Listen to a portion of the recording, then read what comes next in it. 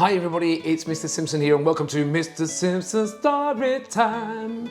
It is Tuesday of our very last week and I have a request today. It's been a couple of weeks coming this and finally found the book. So this one is going out to two children, Rafia and Zainab from SMSJ, and it is number 66, George and the Dragon. I hope you really enjoy it.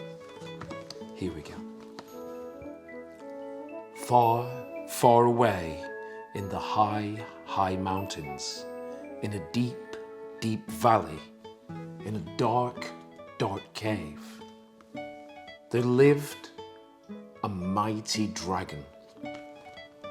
He could fly higher than the clouds and faster than all the birds.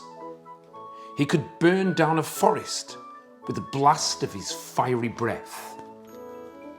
He could smash a castle wall with a flick of his mighty tail. And he could brush away an army with a sweep of his monstrous wing. Ooh. There was nothing so fierce and so terrible as the mighty dragon. But he had a secret. A big secret. Well, actually, a very small secret. He was terrified of mice. Which was a pity because that very day, a mouse moved into the cave just next door. His name was George. Now, George didn't much care for the cave next door. It was cold and dark and drafty. The previous owner had been a bat, so the fixtures and furnishings were most inconvenient. And the nearest cheese shop was miles and miles away. George was feeling rather miserable, and to make matters worse, he had no sugar for his tea. I know, said George. I'll just pop next door and see if I can borrow some.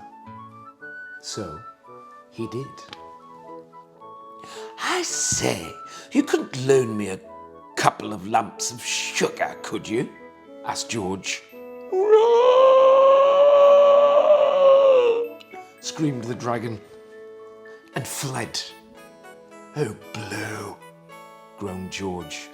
No tea then.